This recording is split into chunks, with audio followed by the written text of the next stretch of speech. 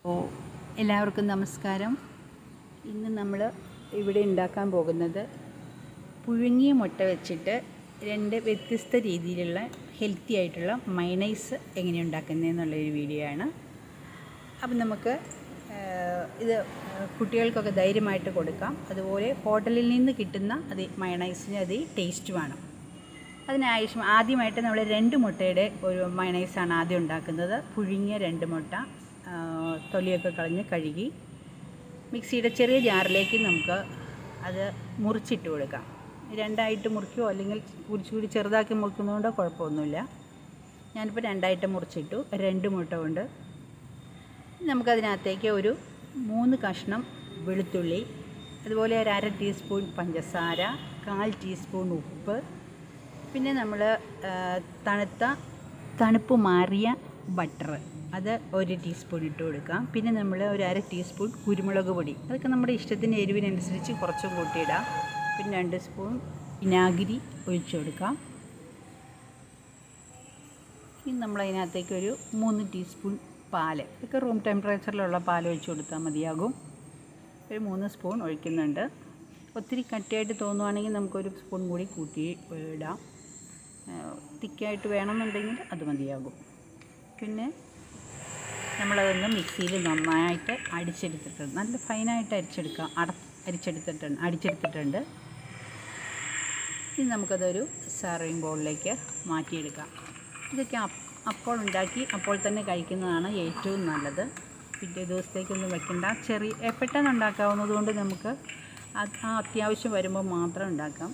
Mayonnaise ഉപയോഗിച്ച് കഴിക്കുന്ന എല്ലാ ഡിഷിൻ്റെ കൂട്ടത്തിലും ഇത് നമുക്ക് കഴിക്കാം. കുട്ടികൾക്ക് ധൈര്യമായിട്ട് കൊടുക്കുകയും ചെയ്യാം. ഇത് നല്ല ടേസ്റ്റിയുമാണ്. ഇപ്പം ഞാനിത് കുരുമുളക് പൊടി മാത്രം ഇട്ടിട്ട് ഉള്ള രീതിയിലാണ് ഉണ്ടാക്കിയിരിക്കുന്നത്. ഇത് നമ്മൾ എരിവുള്ള ചിക്കൻ്റെയൊക്കെ കൂടെ നമുക്ക് ഹോട്ടലിൽ നിന്ന് കിട്ടുന്ന മയണൈസിന് നല്ല എരിവുണ്ടായിരിക്കും, അതുപോലെ തന്നെ നല്ല മധുരവും ഉണ്ടായിരിക്കും. അതൊരു വ്യത്യസ്ത ടേസ്റ്റാണ്. ഞാൻ അതിൻ്റെ കൂടി ഒരു റെസിപ്പി 1 മുട്ട വെച്ച് കൂടി ഉണ്ടാക്കുന്നുണ്ട്. വീഡിയോ കണ്ടുകൊണ്ടിരിക്കുമ്പോൾ നിങ്ങൾക്ക് ഈ റെസിപ്പി ഇഷ്ടപ്പെടുകയാണെങ്കിൽ ഒന്ന് ലൈക്ക് ചെയ്യണം. അതുപോലെ തന്നെ സബ്സ്ക്രൈബ് ചെയ്യാതെ കാണുന്നവരൊന്ന് സബ്സ്ക്രൈബ് ചെയ്ത് സപ്പോർട്ട് ചെയ്യണേ. നല്ല കൺസിസ്റ്റൻസിയിൽ കറക്റ്റായിട്ട് കിട്ടിയിട്ടുണ്ട്. നല്ല ടേസ്റ്റുമാണ്. അപ്പം നമുക്കിനി അടുത്തത് 1 മുട്ട പുഴുങ്ങിയതെടുത്തിട്ട് നമ്മുടെ ചെറിയ ബൗളിലേക്ക് ഇട്ട് കൊടുക്കുന്നുണ്ട്. ഇനി നമുക്കതിനകത്തേക്ക് ആവശ്യമായിട്ട് വരുന്നത് ഒരു 1/2 ടീസ്പൂൺ ഉപ്പ്, പിന്നെ നമ്മൾ ഒരു വെളുത്തുള്ളി 2ആയിട്ട് മുറിച്ച് ഇട്ട് കൊടുക്കുന്നത്, അത് മതിയാകും. വെളുത്തുള്ളിയുടെ ടേസ്റ്റ് ഒത്തിരി മുന്നിൽ നിൽക്കുന്നത് ടേസ്റ്റ് കുറയും പോവും.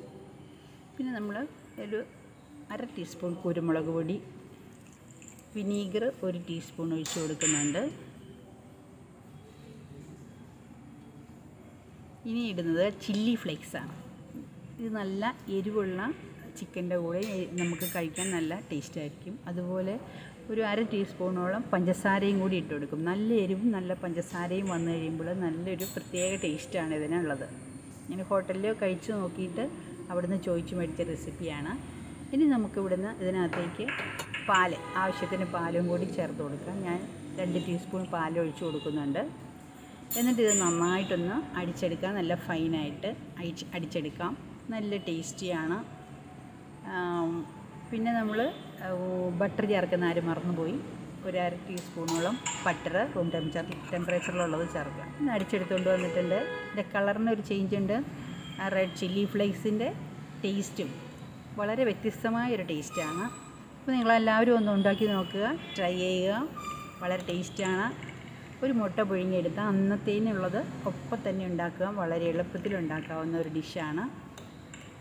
ഡിഷല്ല, ഒരു മയണൈസാണ്. അപ്പോൾ എല്ലാവരും ഒന്ന് ട്രൈ ചെയ്തു.